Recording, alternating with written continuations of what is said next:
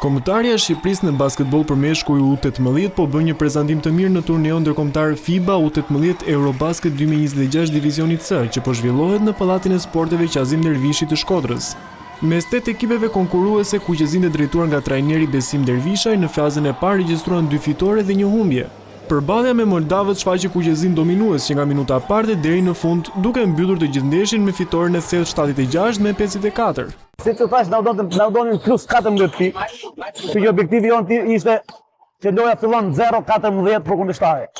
Që ne do të kalonim 14 pikë që të fitonim, që do ta marrim kontroll patjetër te 20 pikë, 18 pikë. Për trajnerin Dervishaj, pika më e fortë në fitoren ndaj Moldavis ishte fryma e grupit. Sot pika më e fortë e ishte grupi, që dje nuk ekzistoi fare, sot ekzistoi grupi, dje bashkëpunuan shumë mirë me njëri tjetrin dhe e arritën qëllimin. Mosha janë shumë delikate, thashë më parë, sepse përgatitjet janë shumë shkurtra, lojtarët vinë nga ekipe të ndryshme, ne kemi disa lojtarë që luajnë nga jashtë dhe është shumë kohë e shkurtër që të bashkëpunojnë me njëri tjetrin. Kombëtarja mund të shkojë deri në fund, por mund të ndalojë edhe këtu ku është. Kështu që shpresojmë të bëjmë një punë të mirë të paraqitemi si sot dhe të arrijmë fundit. Kombëtarja shqiptare e basketbollit fitoi sfidën e parë me San Marinon, humbën të dytën me Maltën dhe fituan të tretën ndaj Moldavis.